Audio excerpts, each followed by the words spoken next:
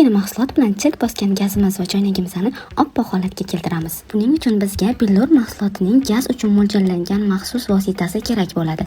Qo'limizga perchatka kiyib olish esdan chiqmasin. Gaz uchun mo'ljallangan antijirni ishlatishdan oldin gazimizni bo'shatib olamiz. Ko'rib turganingizdek, bitta qo'lim bilan shaqillatib bo'shatib tashladim. Sizlarga yog'lari, chirk bosgan joylari ko'rinishi uchun yaqinlashtirib ko'rsatdim. Endi esa antijirimizni olib, hamma joyiga gazimizga sepib chiqamiz.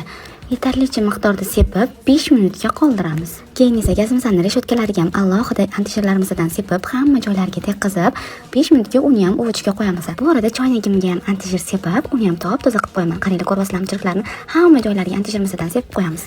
Endi esa gazimizni yaxshilab machaqqa bilan yuvib, shunaqa chirk bosgan joylarni ishqalasak, o'zi shundoq ketadi.